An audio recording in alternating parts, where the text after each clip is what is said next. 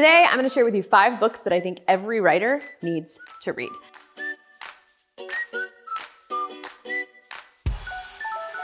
For a writer, a good book on writing can be your best friend. My favorite books on writing have literally changed my life and how I view the world, and I'm really excited to share those with you today. But their power also goes both ways. A bad book on writing can derail you, and that's happened to me. So I'm also gonna tell you the book that did that for me, which I tell everyone not to read. So let me share my favorite books and my least favorite writing book with you now. Let's go. First, my very favorite book on writing and really creativity in general is Big Magic by Elizabeth Gilbert. This book is for everyone, no matter what kind of book you're writing, whether it's fiction or nonfiction. Even if you're not writing a book, if you're writing short stories or essays, this book is for you. First of all, she talks about how writing doesn't need to be this arduous, painful thing that's just a slog. It doesn't need to be like, the movie about the disenchanted, angry old writer who's been locked in his apartment for 40 years and it's like covered in old newspapers and empty bourbon bottles and he's just chain smoking cigarettes and hates his life and feels terrible about himself. It doesn't have to look like that. It can be a joyful process and still be a process in which you're producing something really good and beautiful that changes the world. She also shares her belief in this book about how creativity works. She tells this really cool story about how she had this novel idea and she even got a book deal to write this novel because by this point she had published a couple of books. So she had this novel idea, she sold the novel idea, and then because of some upheaval in her personal life, she wasn't actually able to write this book. She realized she couldn't write it. And so she canceled her book deal with her publisher. And soon after, she was having lunch with her friend and fellow author, Patchett. Patchett, you may know, she's published a million books. And so Patchett and Liz Gilbert were having lunch, and Anne started telling Liz about the novel she was writing. And as Anne was speaking, Liz realized that Anne was describing very much the novel that Elizabeth Gilbert, was going to write and then gave up. So what does she take from this? Well, she takes that maybe creativity amounts to ideas floating around in the universe and they sort of alight upon us, and it's our job to either become their partner and bring them into the world or not. And if we're not willing to become their partner, they go find a new partner. So Anne Patchett's novel became the novel State of Wonder. Of course, it's not the exact novel that Elizabeth Gilbert was going to write, but apparently it has enough in common with that novel that Liz Gilbert found it pretty eerie, and it helped her develop this idea of how creativity and how creative ideas operate in the world. You'll put this book down, and my guess is you will feel incredibly liberated and inspired. Okay, my next favorite book is for fiction writers, and this book is A Swim in the Pond in the Rain by George Saunders. In this book, George Saunders takes 7 Russian short stories and uses them to teach both craft, which means what goes into a good story, and process, how to actually do it.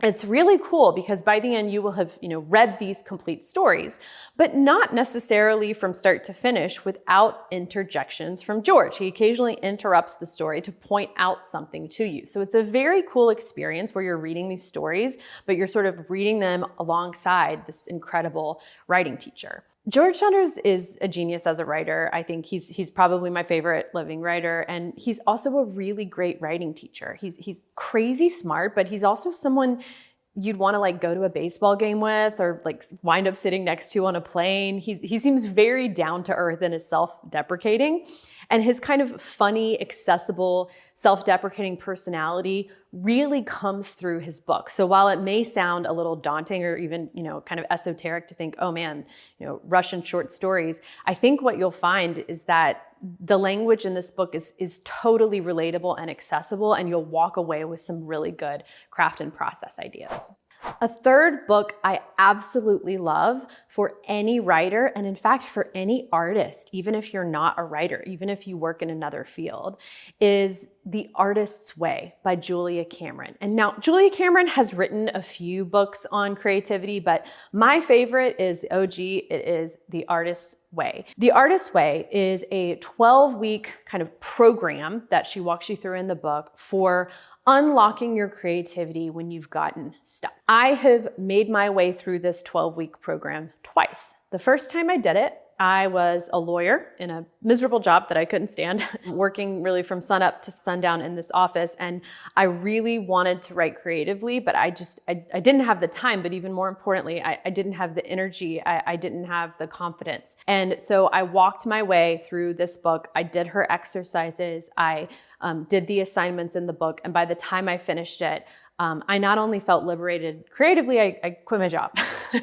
So be careful when you do it. It may make you make some big life change. The second time I did The Artist's Way was right after I had my son. I had just sold my second novel on a proposal the night that I had my son. So when you've published a book before or you've gotten a book deal, you have the option of selling your next book on a proposal. I mean, you can get the book deal before you've even written it. And so I got an email from my agent that I had sold this novel while I was lying in my hospital bed, having just given birth. So I now had to write this novel, but with a newborn at home. And that was a new kind of pressure for me. I mean, it was also a new kind of pressure for me to write a book when I already had a book deal for it. Don't get me wrong, it was amazing. I was very excited that I was, it was guaranteed to come out, but it was this new kind of pressure because it was like, oh, the world's gonna be reading this book. I need to make sure it's good. Meanwhile, I have this newborn and I'm barely sleeping. So I felt blocked in a way that I hadn't before. And Julia Cameron's The Artist's Way, I returned to it. I went back through her exercises and her assignments, and it really helped me get back on track again. This book is just great for unlocking your energy and getting you in the creative flow again.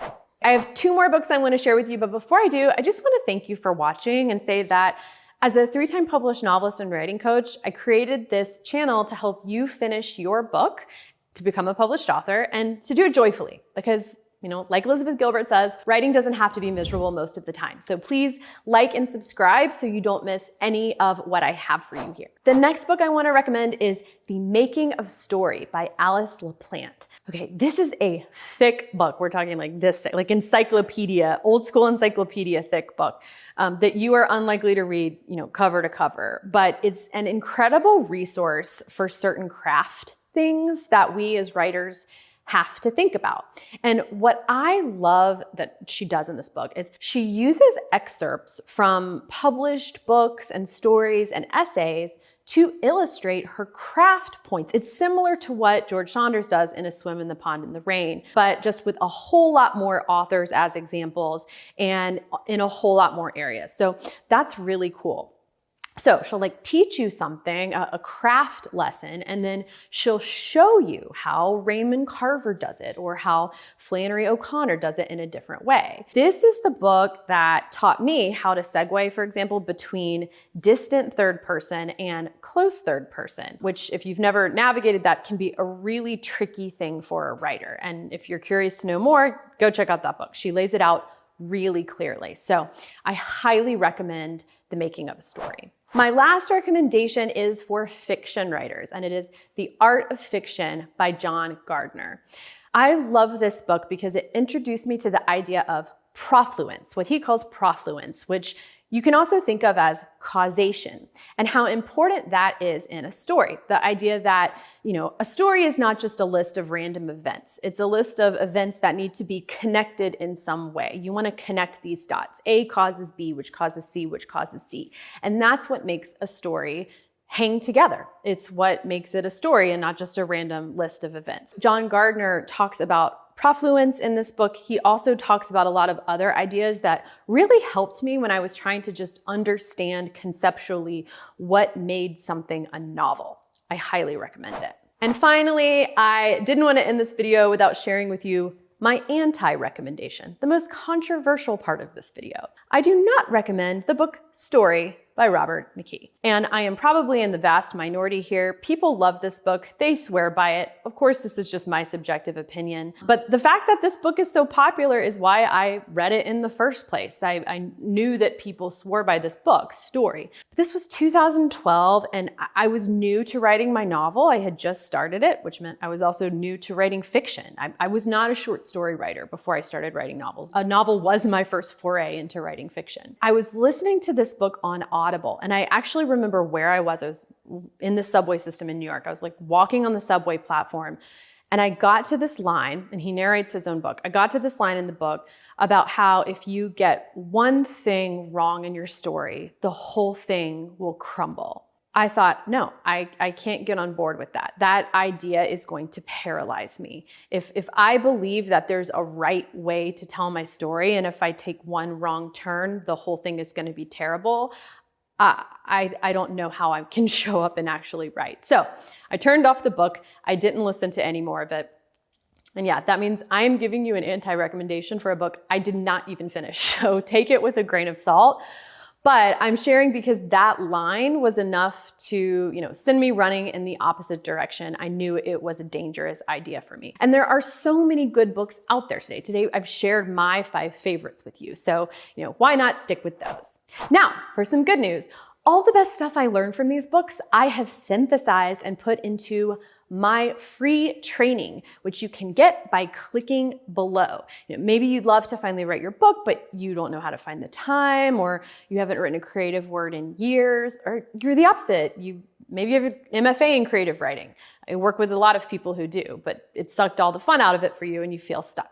Whether any of those are you, I've put together this training for you on how to write your dream book while holding down a full-time job and keeping your life. And in it, I teach you the exact process I use to write my novels. All you have to do is apply for my program, The Book Incubator. It's just 2 questions. It takes under 5 minutes, and there's no obligation to join the program. But if you're admitted, I'll send you that free training right away. Just click below to get it and watch it right now.